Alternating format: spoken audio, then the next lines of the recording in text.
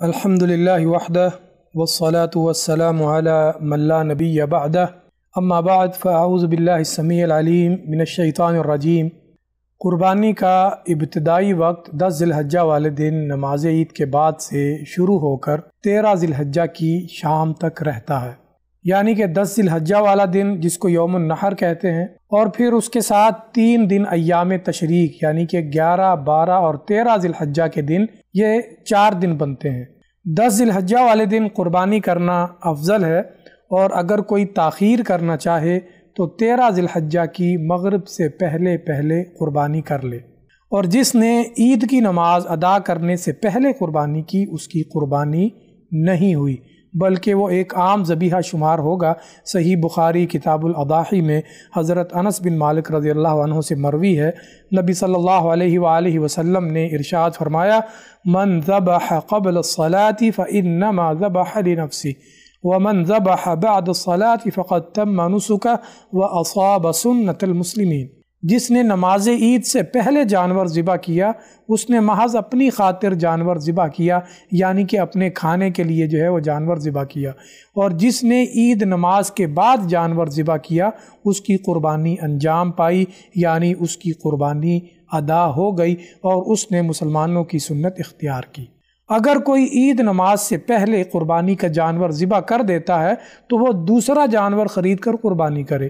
صحیح بخاری کتاب الاضاحی حضرت انس بن مالک رضی اللہ عنہ سے مروی ہے، نبی صلی اللہ علیہ وآلہ وسلم نے ارشاد فرمایا: من ذبح قبل الصلاة فلیعد۔ جو عید نماز سے پہلے قربانی کر لے اس پر لازم ہے کہ وہ دوبارہ قربانی کرے، لہذا اس بات کو یقینی بنائیں کہ قربانی عید نماز کی ادائیگی کے بعد ہو۔ اسی طرح اگر ممکن ہو تو سنت کے مطابق عیدگاہ میں جانور ذبح کریں، ورنہ گھر میں یا مذبح خانے میں جہاں آسانی سے ممکن ہو سکے وہاں جانور قربان کر سکتے ہیں۔ اب ہم قربانی کے جانور کی خصوصیات کے بارے میں بات کرتے ہیں۔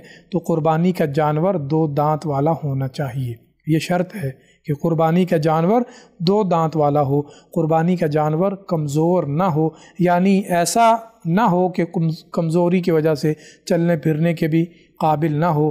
اسی طرح قربانی کا جانور بیمار نہیں ہونا چاہیے، آنکھوں سے اندھا یا بھینگا نہ ہو، لنگڑا نہ ہو، اس کے کان کٹے ہوئے نہ ہوں، کانوں میں سوراخ نہ ہو، سینگ ٹوٹا ہوا یا کٹا ہوا نہیں ہونا چاہیے، ہونٹ کٹا ہوا نہ ہو، ناک چرا ہوا نہ ہو، چہرے کو داغا نہ گیا ہو، دم کٹا جانور نہیں ہونا چاہیے۔